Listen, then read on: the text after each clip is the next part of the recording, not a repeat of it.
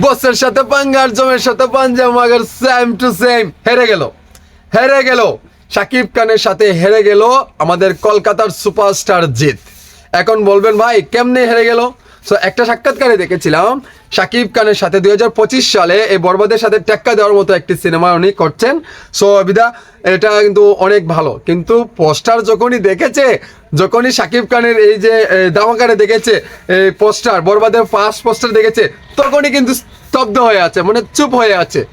মানে এটার সাথে পারবে না ভাই, কারণ মানে শাকিব খানের কেরিয়ারে মানে বাম্পার বিগ বাজেটের সিনেমা হচ্ছে বরবাদ সিনেমার সাথে এই বাজেট দিয়ে কারো কুলাবে না, কারণ কলকাতাতেও কিন্তু এত বাজেটের সিনেমা করে না ভাই, করে না। ঠিক আছে, সো শাকিব খান কোন লেভেলের স্টার আপনারা অলরেডি বুঝতে পারছেন। সো এইরকম আপনারা যারা কাজগুলো করতে চাচ্ছেন তাদেরকে বলতে চাই আপনারা নিউট্রাল হয়ে যান। ঠিক আছে, সো এই কাজ কিন্তু তো সাধারণ বিষয় না, এই যে কাজগুলো করছে এটা কিন্তু সাধারণ বিষয় না, এটা কিন্তু অসাধারণ গ্লোবাল মেগাস্টার আমাদের শাকিব খানের সাথে পাঙ্গা আর জমের সাথে পাঞ্চা মাকার সেম টু সেম।